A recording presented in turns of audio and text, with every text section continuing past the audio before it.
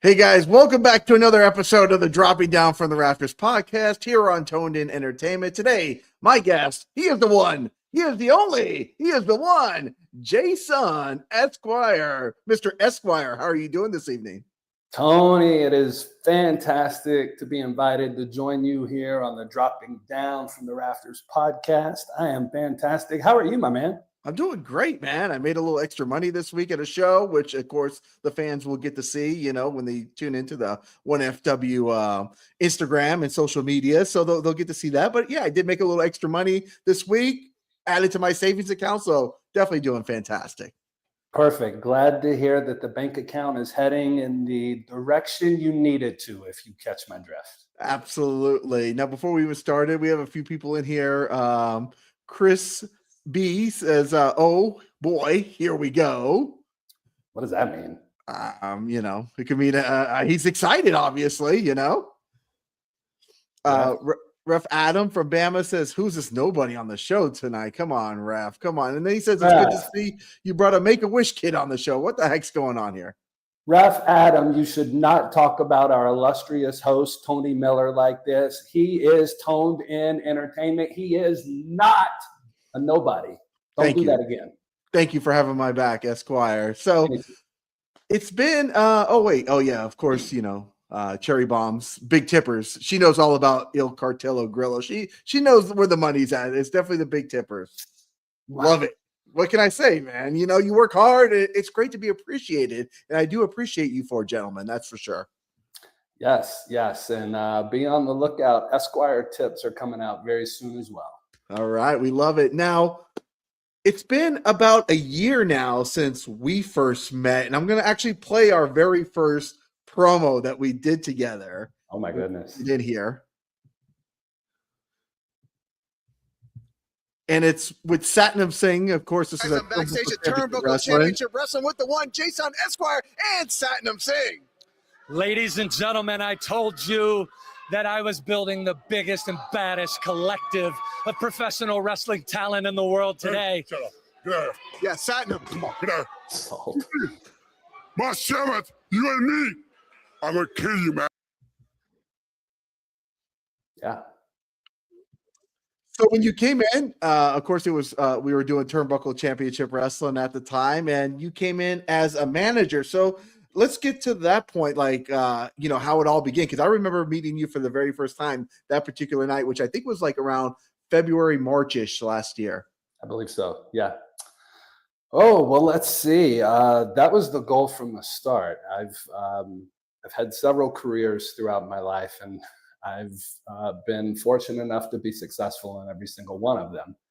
And so to be at a point in life where you've gained so much experience that you become the least heard person in the room. And I'm sure there's listeners out there that can understand that, but people start feeling intimidated by you because they think, who is this guy that thinks he knows it all, that thinks he's done it all? And so that makes it very difficult in a professional setting when people aren't comfortable with who they are and what they've accomplished. And more importantly, for people like Ref Adam, who commented earlier, what they haven't accomplished.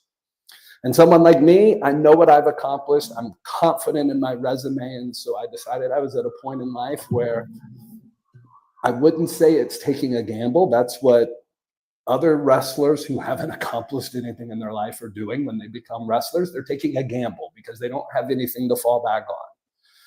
I have everything to fall back on. When I give up wrestling, and notice I didn't say when wrestling doesn't work out or whatever euphemism is out there, when I give it up, I'll go be successful at something else.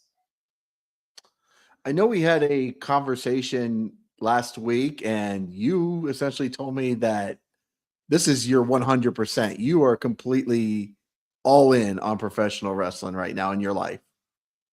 Yeah. And it's amazing how everything in my life is built up to this moment, right? I've been a wrestling fan my entire life. My earliest memories as a kid were watching pro wrestling sitting in my dad's lap.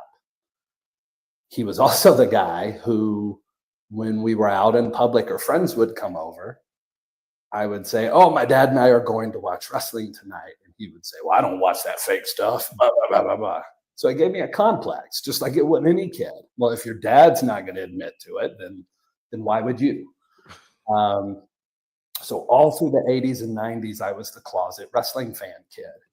And then when the Attitude Era and the NWO and all of that came about and wrestling became cool, I got even more frustrated because now here I was, this lifelong fan that wanted to wear t-shirts but was getting bullied just for bringing it up, and now everybody's doing it.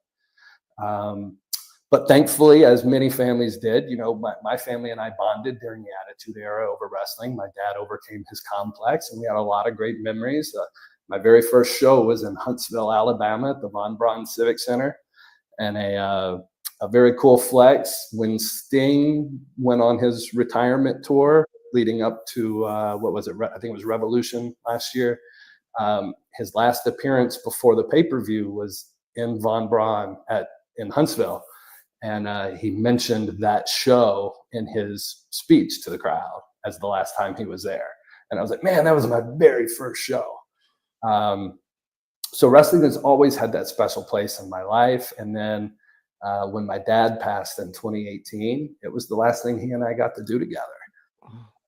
So it's something that I've seen the power that it's had in my life and the ability to develop a relationship and a meaningful relationship with my dad. I used it to try to go out and make connections in the community and bring together this spirit of collaboration and togetherness. But people didn't appreciate my efforts. And you just reach a point where you're like, I can only tell you so many times before, you know what, I'm just going to go do it myself. That's why I'm in wrestling now. I feel like mine and yours wrestling stories are very, very, very similar to like the wrestling fan when we were kids. I only had one friend, and I only knew it because I pulled out a magazine one time in class, like a WWF or pro wrestling, one of those. And he's like, "Oh, you watch it?" I'm like, "Oh, you watch it too?" Like, "Oh, okay. Well, we'll be, And my dad would take us to the matches, and stuff like that. And then again, of course, the NWO and all that stuff. And then everybody's watching it, and talking about it. And you're like, wait a minute. I've been watching these guys for a while now. And then it's the same thing. My dad passed away in 2019 2018 as well, the same year, 2018. And my first interview was in April 2019 that I did with a wrestler. And it was kind of like bringing on, kind of like that bond and stuff. It's me kind of doing this stuff. So I feel like our wrestling, like what we were watching is very, very similar. I think that's why we bond a lot, because of our stories and stuff like that. And your story is very inspiring, and it's very interesting at the same time, because you essentially had a house, you sold it to move down and go to pro wrestling school and do this journey, which a lot of people, again, it's crazy, but I do respect the fact and appreciate, because that's how I try to live my life as well too, is like, don't have no regrets. And that's essentially what you've done, is you're so invested in this. Yeah, I am. And it's, I've heard for years people talk about finding that purpose in your life. And that's a hard pill to swallow when you have a 14-year successful career in college football. That's a hard pill to swallow when you have a 7-year extremely successful career in nonprofit fundraising. That's a hard pill to swallow when you have an excellent law school career and you do everything that they said couldn't be done in less time than they said it could be done. And you did it with honors, with a smile on your face, but you weren't satisfied, right? That makes it a hard pill to swallow. And so for the first time in my life, I'm finding myself focused and driven, right? And the guys in the locker room, I think they're taking notice of it, and I'm excited for the future. I was gonna say, there's a lot of guys and girls I can keep up with. Like, I can follow their weekly journeys. I can't keep up with you. I feel like you might wrestle more matches than anybody I've known over the past year, and that's just being real. I think my last count was 172 matches in the calendar year 2025. So yeah, it was a lot.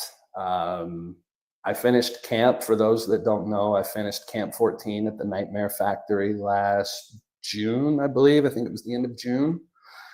And after the factory, I went back to Ohio, and I was training with Absolute Intense Wrestling up in Cleveland with Dominic Guarini, Josh Prohibition, and some of those guys. And that was the best thing I could have done. And that was the one thing Coach QT and Coach Cody and Coach Luke and everybody at the factory stressed to us was, we're teaching you the foundation, the bare minimum of what you need to be a wrestler. And when you're done, you go out and you need to learn from other people. And the more people you learn from, the better you're going to be, because wrestling is art. It is stylistic. It's very opinionated. What Tony Miller likes is not what the one Jay Sun likes, is not necessarily what Coach QT and Coach Cody like. But what people have a hard time swallowing is if if Tony and the one Jay Sun want Coach QT and Coach Cody's help and respect, then we got to do it their way. And if we want to do it our way, that's fine. More power to us. We just got to prove it succeeds.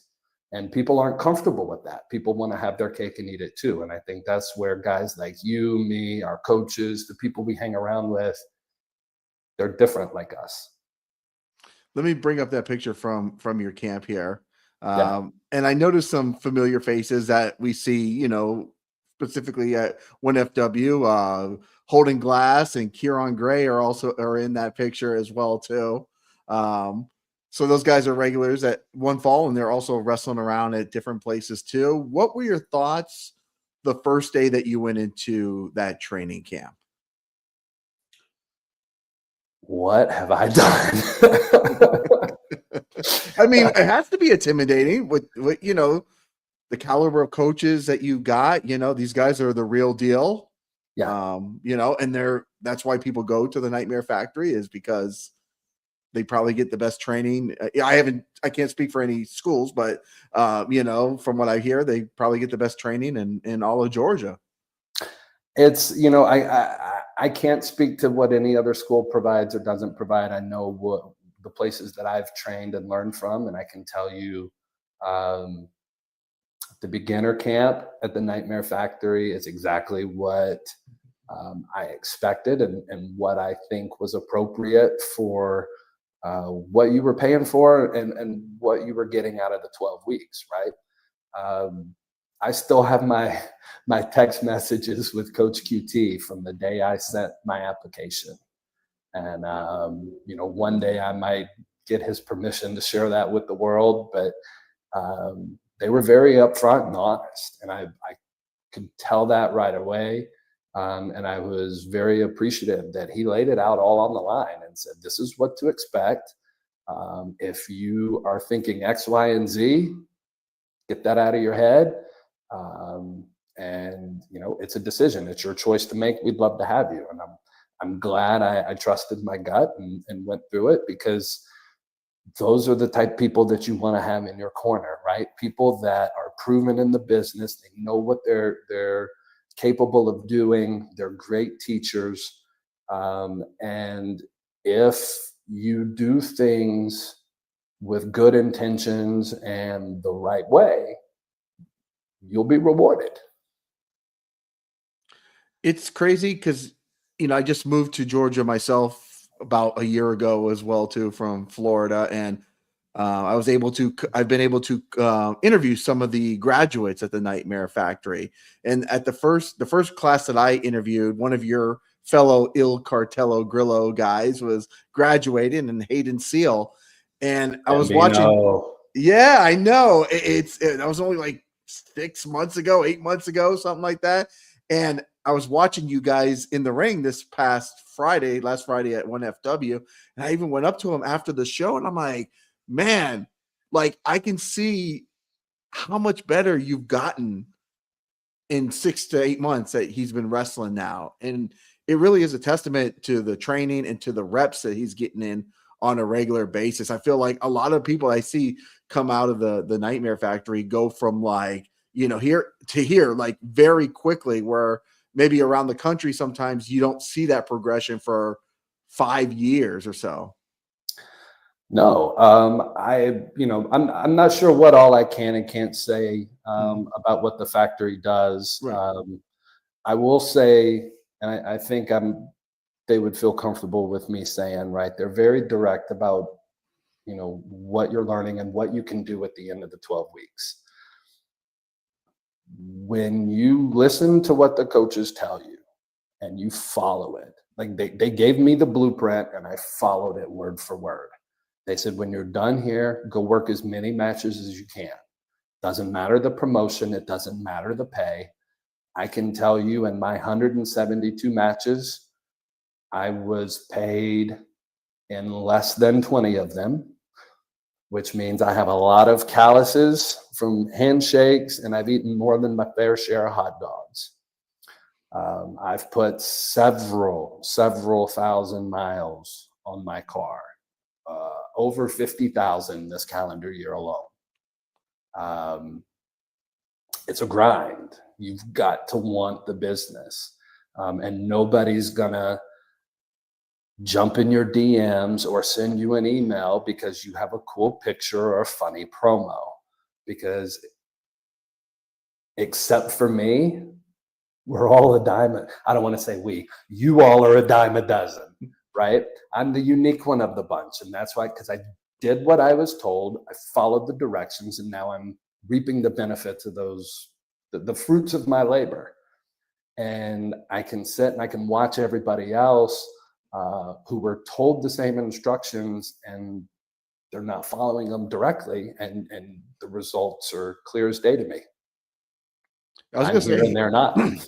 Yeah. How frustrating is it maybe when you see people that don't take these opportunities, or does it even phase you? Because there are people that, they do complain a lot, on social media, and oh, I don't get this, I don't get that. Oh, if they want me to do this, they got to pay me this, I got to do that. And they're not just taking the bulls by the horn and going for the gusto. No, they're not. It's because they lack the confidence. They think, and I've seen this. I'm gonna take my sunglasses off. Yeah, go. They've seen this play out in life, or I've seen it play out time and time again, where people reach a point where they think they've learned it all, and now it's their way or the highway. And whether you are a professional wrestler, whether you are a manager, whether you're a promoter, whether you're a small business owner or the CEO of a Fortune 500 company, it does not matter.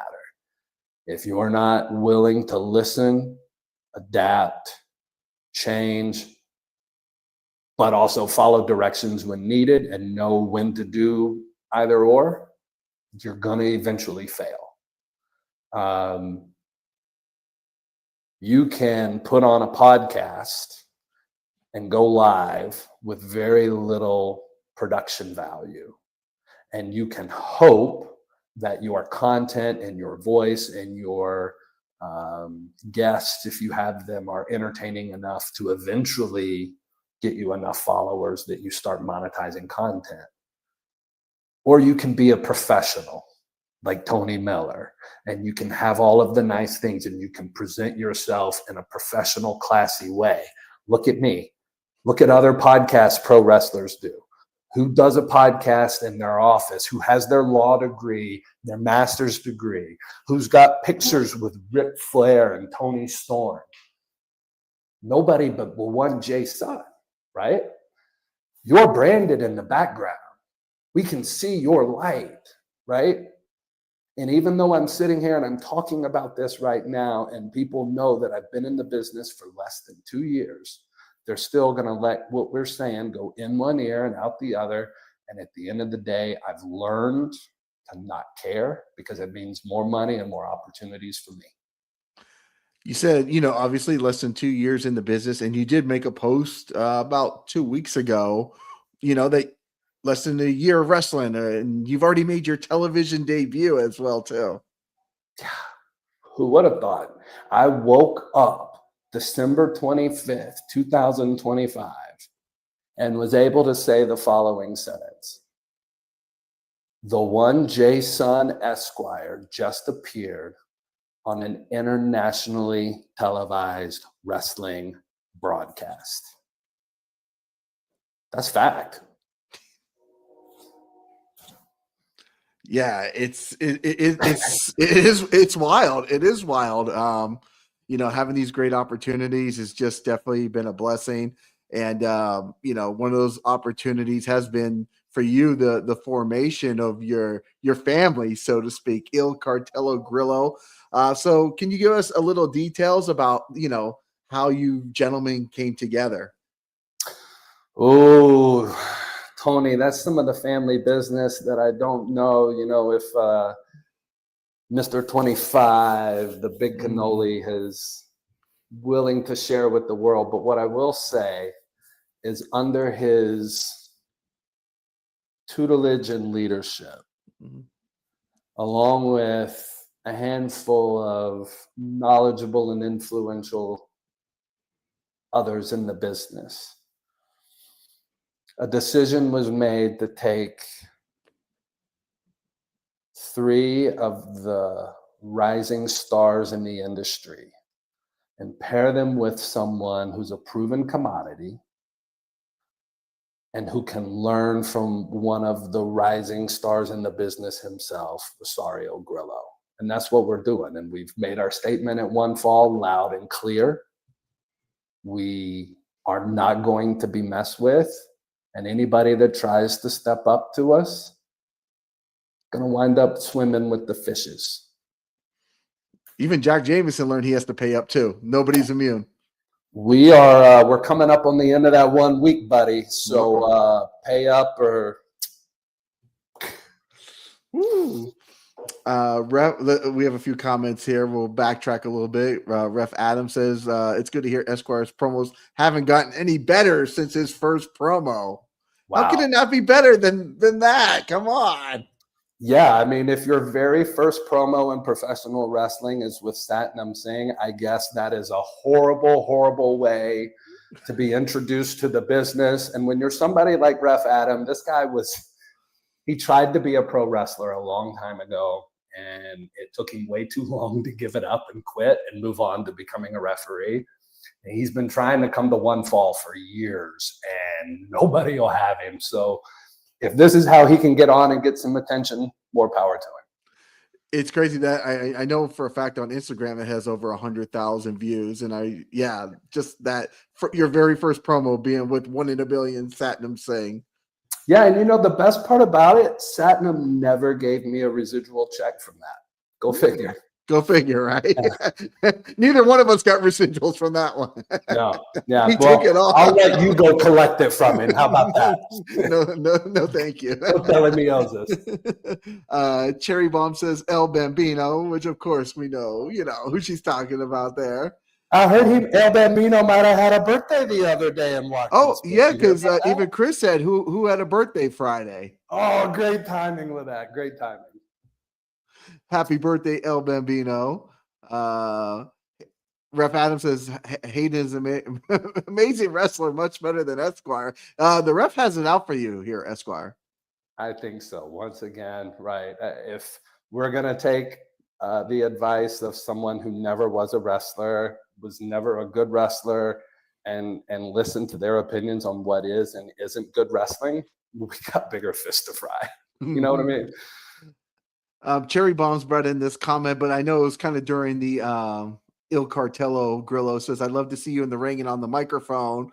Will the group Il Cartello Grillo super cool? Will there be any more talent joining the group? Any plans on recruit? I mean, you don't have to say names, but could there be some more recruiting in the future?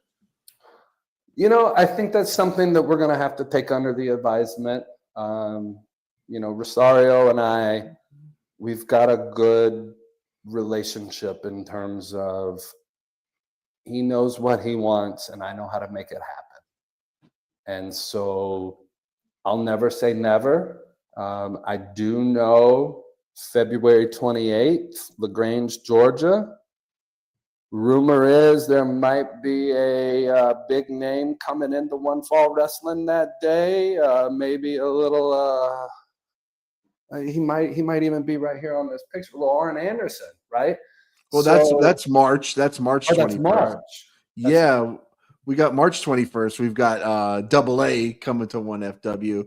February 28th, we've got the Clash at the Station. There we go. Thank you for correcting that. I knew I had the dates of February 28th. Okay. Well, we've got March coming with Arn Anderson, and what a great opportunity to pull him aside and say, hey, I need you to meet Rosario. I need you guys to talk, make sure that our plan as a group is going forward the way someone who's already been there and done it, right? So that's going to be a great opportunity for us to figure out the future of Il Cartello Grillo.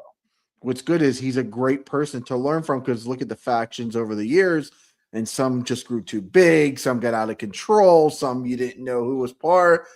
But you're 4. The Horsemen were 4 until they brought like Kurt Hennig in there. Then it became this weird 5, and that didn't work out. So maybe 4 could be just the perfect number, anyways. I mean, again, you're on to something there, but it'll be a great opportunity to pull the enforcer aside and say, hey, based on your experience, what do you think here? And that's the type of guy, again, you want to listen to, right? That's someone who's been there and done it, not some jabroni like Ref Adam who's never accomplished anything. Well, Ref Adam, of course, does have another question. He says he wants me to ask you who eliminated you at New South Winter Wars Rumble. Wow. Okay. Well, for there to be an elimination, Tony, you know that you have to be legally in a match in a Royal Rumble. Like a fan can't just jump out of their seat and go throw somebody over the crowd in the Rumble. That would be wrong. So I'm in the process. There's some legal disputes going on. I filed some paperwork to kind of have that elimination overturned, and we'll keep the world posted. Okay, very well. We've mentioned that in a year you've wrestled on TV. You've also gotten inside of a steel cage as well, too. Yes. So the preparation of being in a steel cage match, which again, us that grew up around the same time period, you didn't get to wrestle in a steel cage unless you were Ric Flair or Dusty Rhodes or, the big main event, Hulk Hogan versus King Kong Bundy or something like that. So, tell us a little bit about when you found out about going into that steel cage and how you prepared for it. Oh, yeah, that's a night I'll never forget. I wake up every morning, and as I'm trying to get myself out of bed, I am reminded of it repeatedly. When it comes to preparing for a steel cage, there's nothing you can do that prepares you for the first time, because you can watch as much tape and talk to as many people, but until you've actually been in and you felt the steel on your skin, there's nothing like it, and it's not a good thing in any way. So it was an amazing opportunity. Spartan Pro Wrestling, Warriors Chamber in Gadsden, Alabama. We had 8 competitors in the match.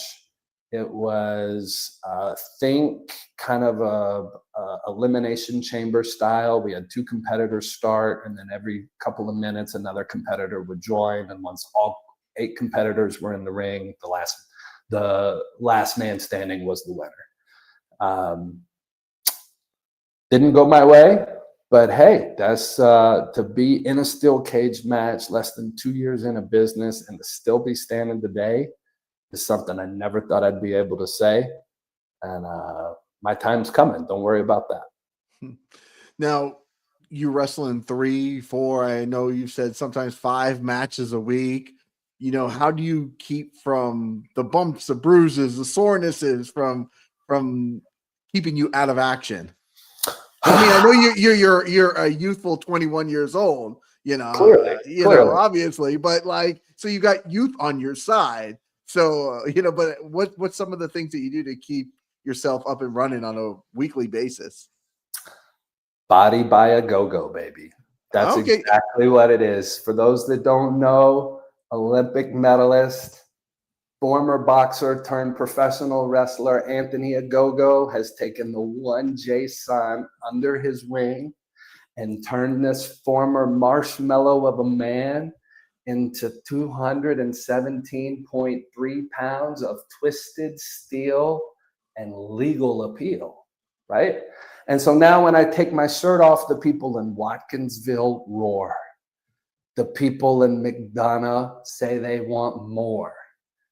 And it's been an amazing thing. So that's been a big part of it. Going to the gym regularly, eating right, being mindful of what you put in your body, but also knowing that there's a time and a place for celebration as well.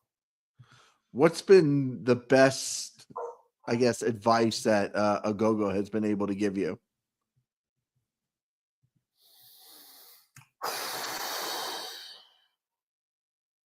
The only person who's got your back is you.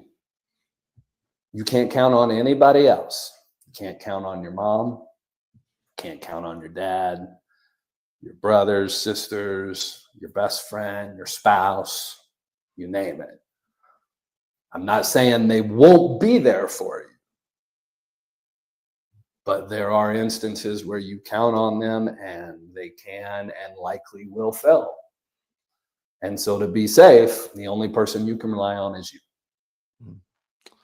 So you've been doing this again for a year. You've said over 170 matches, I believe you said, right? Yeah, in 365 days, yeah. What is the one match that really stands out to you? In a good way. Yeah, no. I know you said one. There's a couple. The first one, my return back south. I think it was my first show at a Monday Mayhem in Watkinsville. After I came back from Ohio, got to wrestle Mike Cunningham, and we had what I thought was a really good match for two people with our experience. So I was very proud of that match. Earlier this year, I got to wrestle for the New South heavyweight title against Big Dave Weaver. And we, again, had an amazing match. Cabana Man Dan came up to me not long afterwards and said, dude, you look like you've been wrestling for 10 years in that match. And that was, what a compliment. I've got to do some stuff with Jack Jameson this year. And that's very meaningful for me because Jack was my first match after graduating from the factory. And so to see and to know what I did in that match and how quickly he put me in the dirt, so to speak, to now a year and a half, almost 2 years later, to be working with him, to have pledged to the frat house, to have tagged with him, that's super cool. And then of course, everything with Il Cartello Grillo. What an opportunity to come in, to again, learn from Rosario. He's one of the first guys, first graduates of the factory I met while I was in camp. We were doing something at DDP's yoga studio, and we met that day, and have kind of stayed in touch ever since. And so I'm sure there's some other things I'm forgetting, but those are the ones that come to mind, kind of offhand. It's very meaningful moments this year. During our prime time of watching wrestling, when we grew up, factions were such a huge, important thing to professional wrestling. And it felt like factions were very meaningful, right? Like it just wasn't like, oh, here's 4 people we don't know what to do with, let's put them together and see what happens. I mean, sometimes there were, don't get me wrong, There were Yeah. some ones that were like, what the heck's going on here? But a lot of times it made sense, the Horsemen and DX, the NWO to an extent, it was like the Brood, there was all these like really great factions that were very meaningful. So speaking, just with 1FW, you've got, the frat house as there, Il Cartello Grillo. Do you think we could see the return of factions in a meaningful way? Not just speaking specifically for One Fall, but just in pro wrestling in general. I mean, as a lawyer, the common answer is it depends. Meaningful would be up to the talent.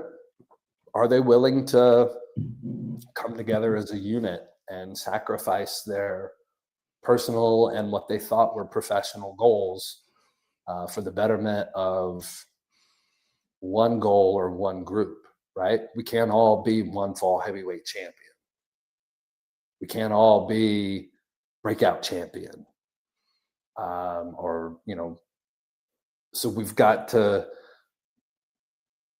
put our egos aside and say, what are we really trying to accomplish here? And I think when you get a group of guys, whether it's 2, 3, 4, however many, as long as they're on the same page and they're working together, factions will be around. But the moment you let egos and dissension come in, good luck. Yeah.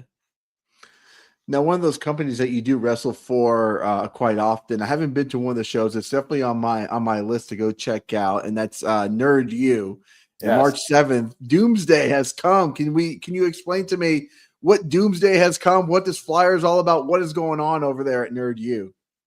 Oh boy, Nerd U. Yes.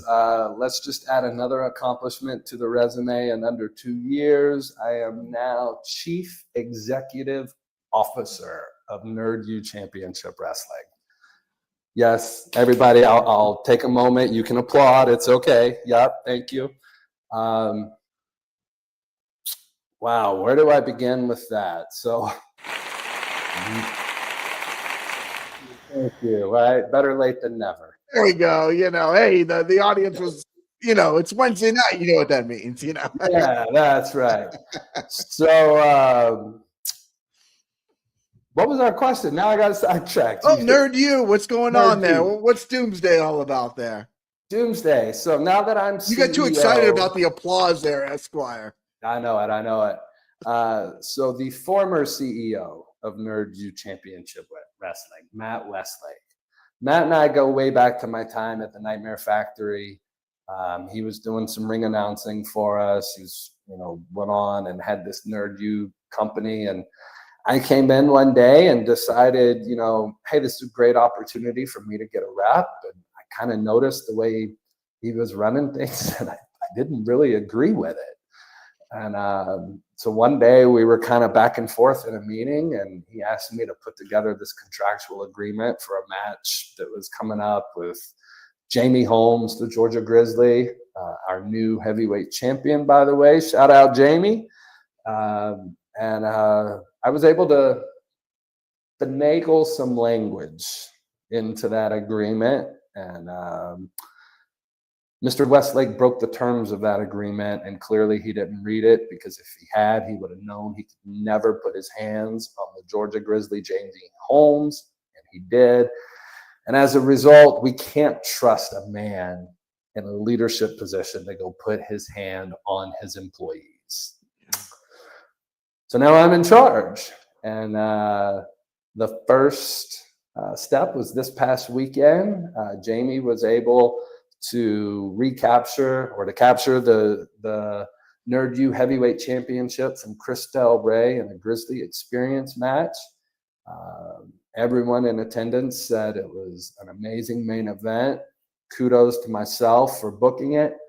And now Doomsday is upon us, because the 1J Son and the Georgia Grizzly Jamie Holmes are in control, and you never know what's next. So come out and see us, and it'll be a good show. I promise. Well, I hope everybody out there is definitely making sure that they're behaving out there, because otherwise, as JR would say, there might be hell to pay out there if well, by God. Oh, good golly, right? That's right. Now we talked about, some of your best experiences, and please, you don't have to name any promotions, but what's been has there been any moment where you maybe went to one, because you've wrestled a lot of shows, 170, where you've looked around and you said, "What the am I doing here?" Not as many as I would have expected. That's a good sign.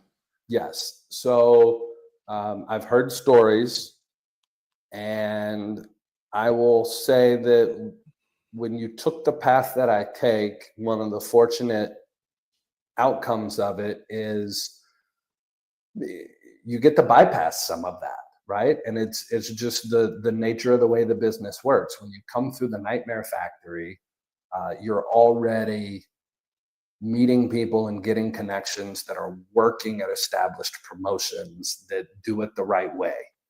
And so you kind of already know which promotions to go seek out, and perhaps maybe they don't come through and tell you, but omission is a powerful thing sometimes, given the context.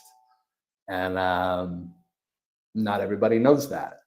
And so the people who do, they can save themselves a lot of headache, just like I did. So was there a situation or anything that kind of stands out to you?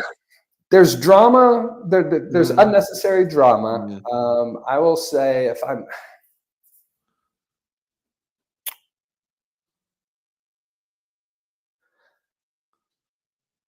really, I can think of one show that I attended, and I left the show thinking, I don't think I'll ever come back. The show itself was entirely too long. And I've been a part of some long shows. So when I say this show was 4 hours, to me, that's a long show, but you can do 4 hours and make it entertaining. So this one show could not. And why a promoter insists on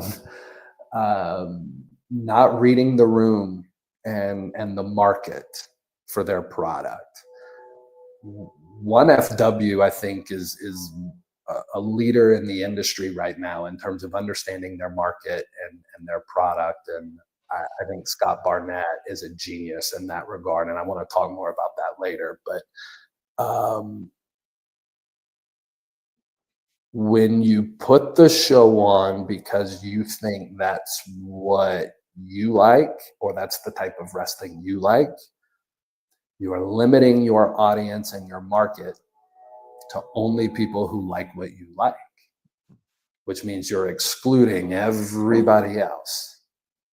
And if your goal is to make money, that's not a brilliant business strategy unless you're charging an arm and a leg, right? And we can't do that in independent wrestling.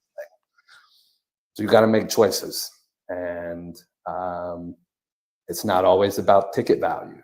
And so there's things that I've seen and learned in different industries that when I walk into another promotion, I can tell pretty quickly, okay, are they serious about pro wrestling? Are they serious businessmen?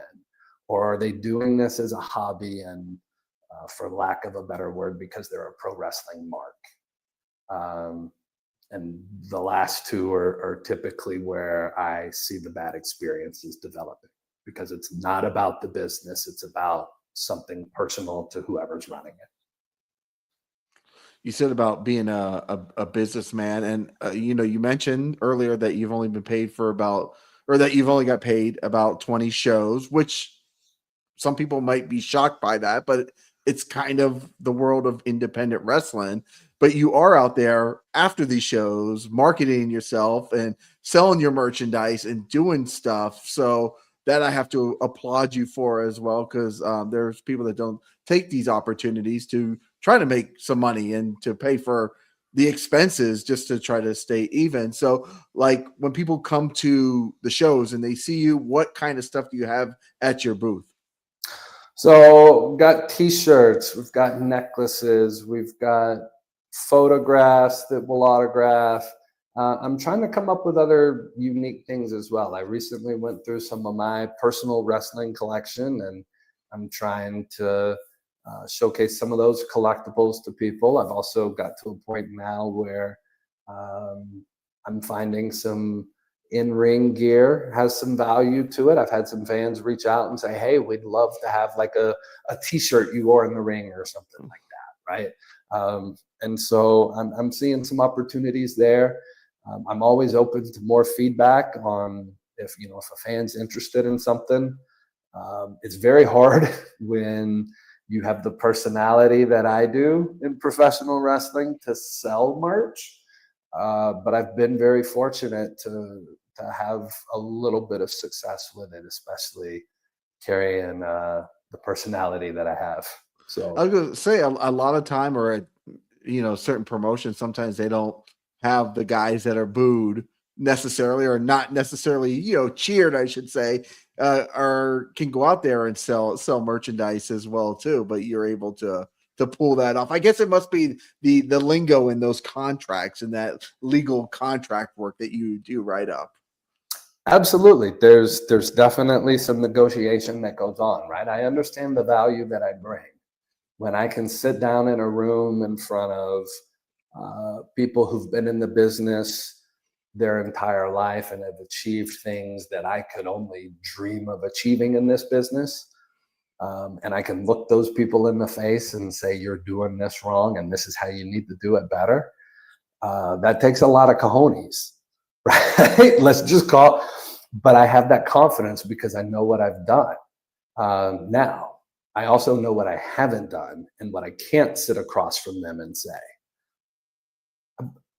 I've been in the business less than 2 years. I got no business talking to anybody about how to be a wrestler, technique. I've got a long way to go in those areas. But when it comes to business acumen, when it comes to understanding marketing and understanding consumer mindset and understanding how to brand and market yourself, who's got a better resume than me? And I say that as humbly as I can. Well, speaking of that, I know you're getting ready to start up a new business venture as well too. So I think that's a great segue to talk about that. Yeah, I mean, you got to make money in this business, and one of the reasons I wanted to get into this as a talent is because I couldn't change the business and get the business seen in the way I wanted it to be seen from outside of it.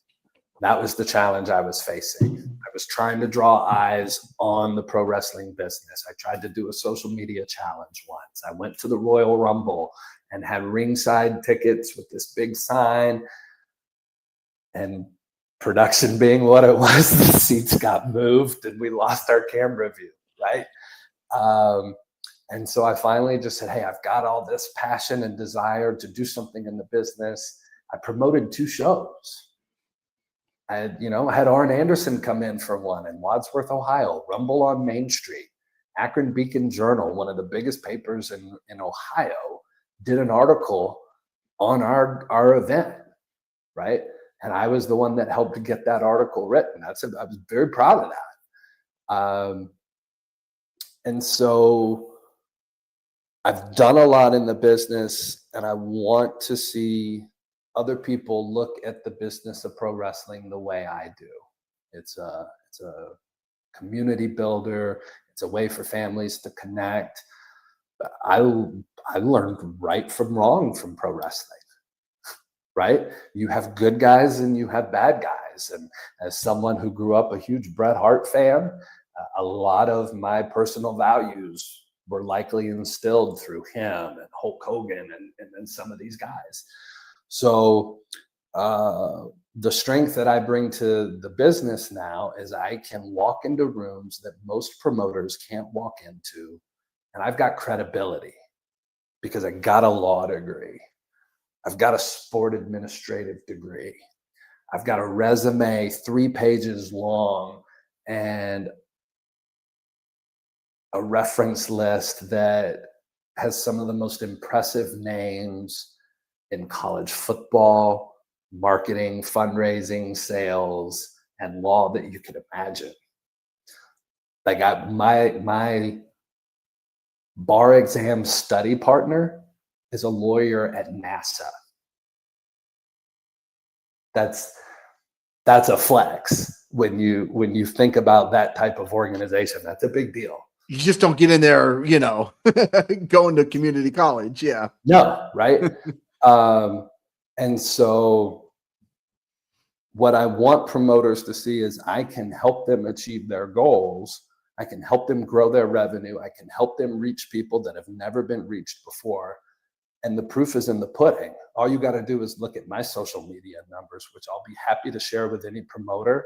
But the amount of followers that I've gained over the last year, the average number of views that I have based on that follower count is enormous. And so I can take that same strategy and I can communicate it in ways to the promoter that help them implement it. And then I can get into rooms with businesses and community leaders and tell them the story of professional wrestling in a way that opens their minds and their hearts to bringing an event in for something other than fake violence, right? And that's what I do. So I am launching the business now. It is Precedent Advisory is going to be the name. You can reach me by email, theonejsun@gmail.com, theonejsun@gmail.com, until we can petition the United States and all these other companies to allow us to use emojis as actual legal characters for our names. Continue to spell out the word son. But give me a shout, hit me up on socials as well. What I have is a 10-question Google form that promoters and anyone in the business can fill out, tell me what kind of issue they're experiencing, and we'll put together a fee structure and I can help them solve it.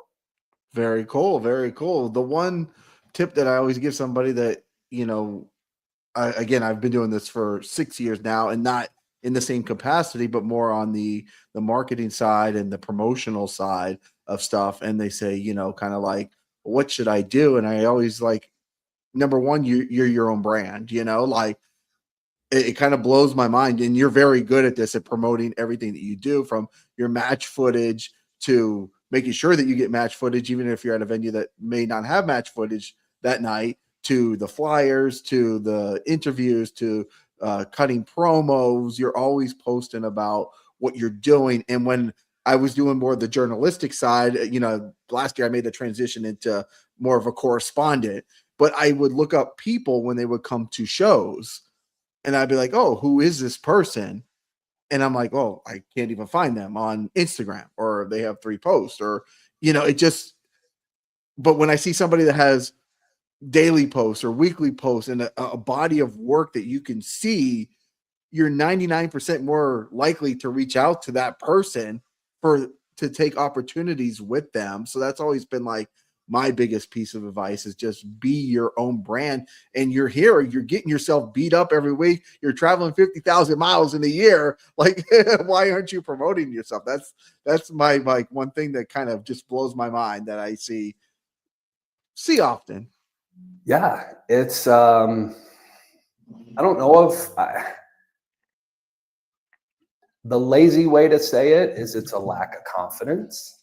And I don't mean it to sound that harsh, but the reality of it is, until you learn to have that confidence in yourself and your ability, and to be comfortable with not everyone agreeing with you, that's going to continue to be struggles that people are going to face, right? Someone can come up to you and say, Tony, your podcast is stupid. You need to do this. You need to do that. Well, if I'm giving Tony advice, I'm going to say, hey, Tony, has that person ever hosted a podcast before? If they've not hosted one, do we really care what they think? It's one thing to listen to one, but until you've put it on and until you've had to go through the work and all of the things that go into, this is prep.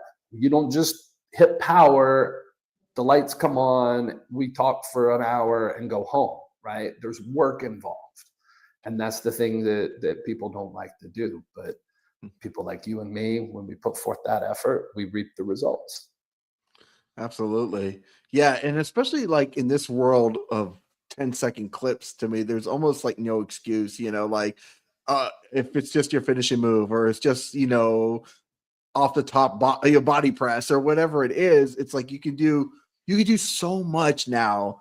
And that's what everybody is watching, right? They're watching 20-second clips. Or, I mean, I've heard wrestling, journalists say that they don't even watch all of Monday Night Raw, that they literally watch the highlights and then do their reviews and talk about it because they don't have 3 hours to watch Raw. So even like people that do it kind of like as a living or as a big time hobby sometimes don't even watch the entire shows anymore. So to me, I'm like, how can you not just your one move from the night?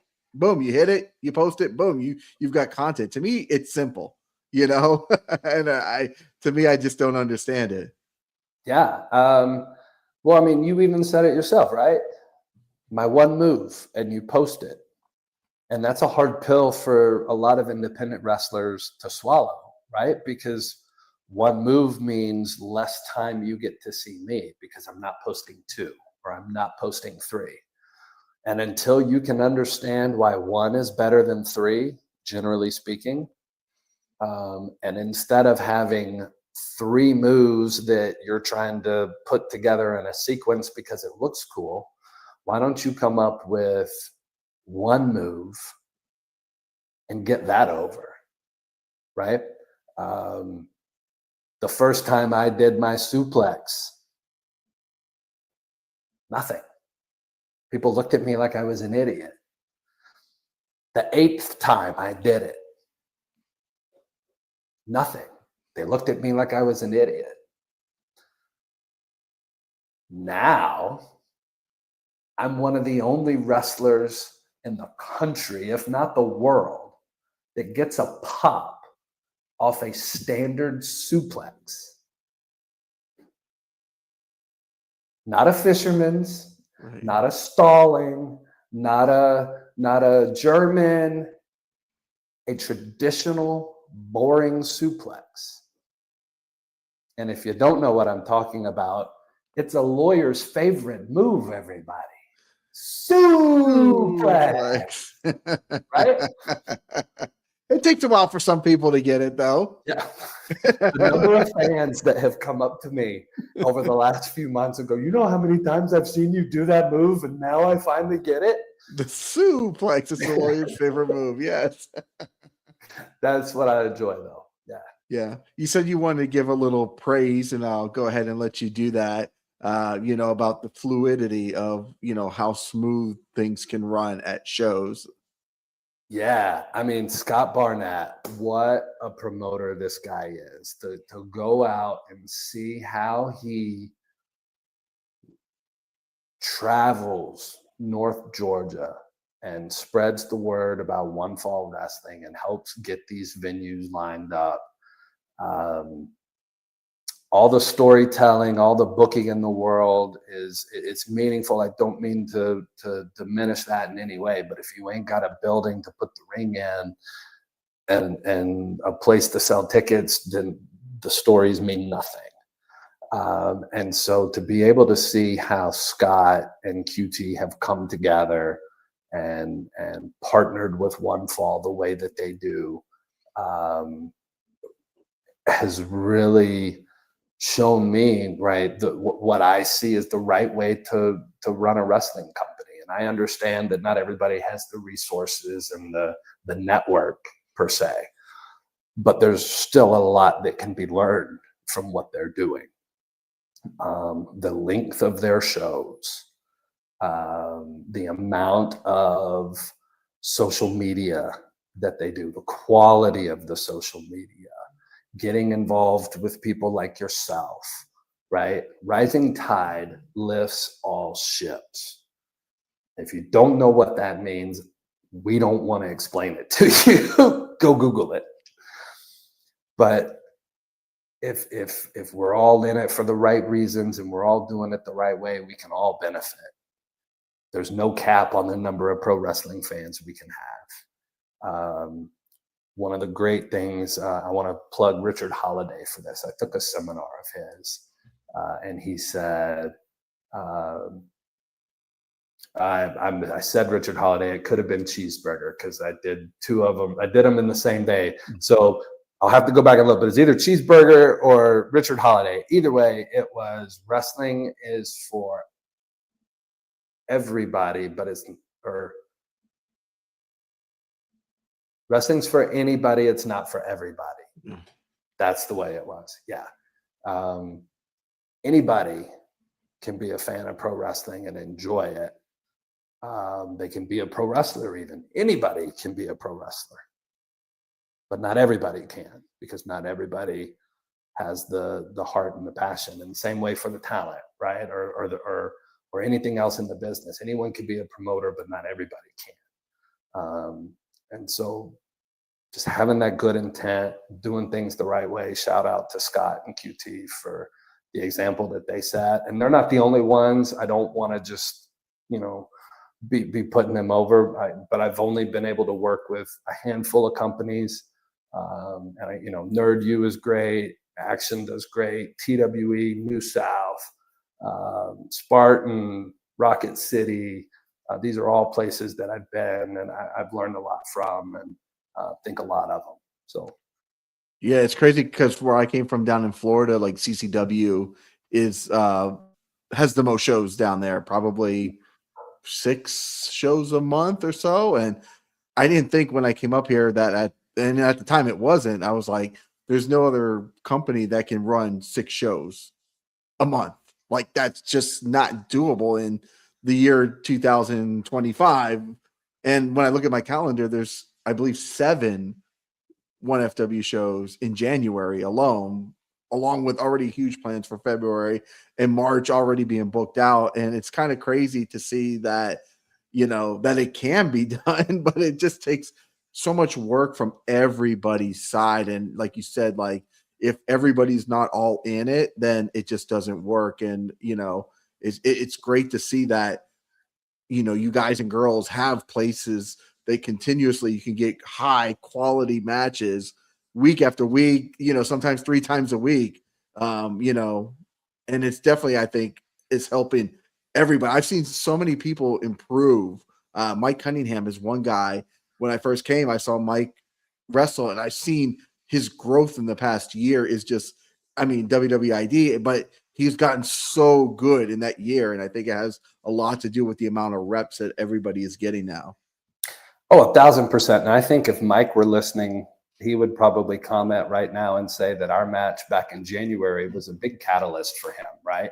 He definitely changed as a wrestler in that moment, and went to being the star that he is now. Because before he stepped in the ring with me, the trajectory wasn't there. It was right, like a horrible missile that was, but now, once I put the cowboy hat of Mike Cunningham on, we saw this whole new man develop. And now, what is it, main man energy or whatever that he's got going on? Once I disrespected the cowboy hat, it lit a fire in him, and there's no stopping the man. Absolutely. Now we've talked about One Fall. We've talked about Nerd U and Spartan and several of those. Where are some of the other promotions that people can come check you out that you got coming up soon? Yeah, so I've recently relocated to Georgia to try to better position myself for some of from Alabama, right? Yes. So people don't think you went too far, but yeah, you are in Georgia. Yes. So I was in Alabama. So fun fact, I was born in Alabama. High school, everything. Went to Jacksonville State for undergrad. And then in my career in college football, moved all over the country. And that was, I think, 10 moves in 14 years is what we ended up doing, something like that. And then after I left college football,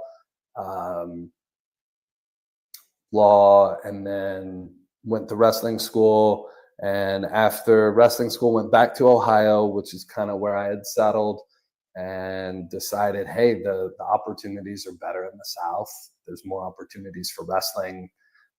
So in January of this year, or 2025, I moved from Ohio down to Alabama to kind of give it a 1-year trial. That was my goal, just to see what happened.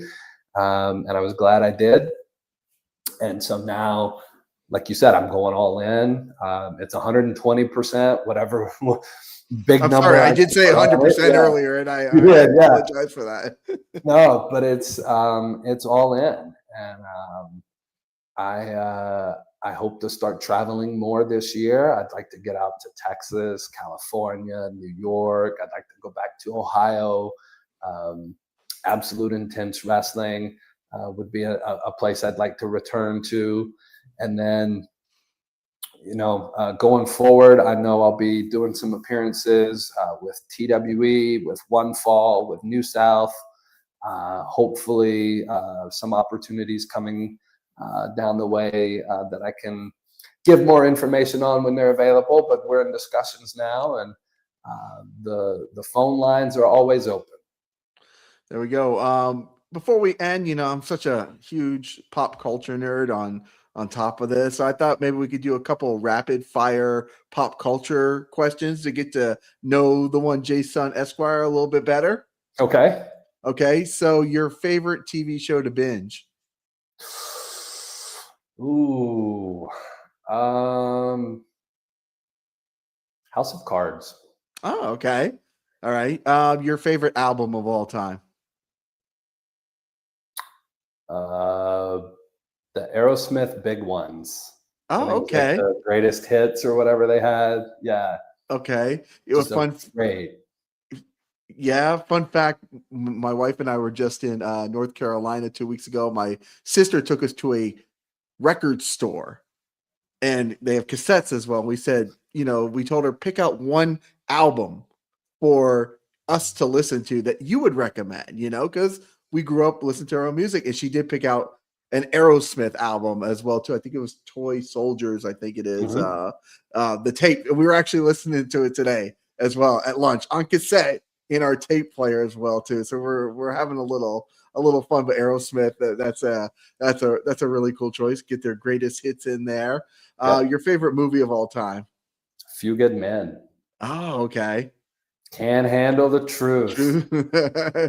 Jack Nicholson is actually my favorite actor of all time. I freaking love Jack Nicholson. What a lawyer movie, right? Right. And your favorite wrestling match of all time?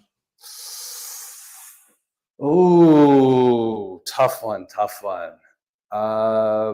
Bret Hart, Mr. Perfect. SummerSlam. Fantastic match, yeah. Yeah. Well, while we have you here, is there anything else that you would like to touch on? Let's see. No, I did want to say one other appearance I know I've got coming up in January. It will be at Spartan.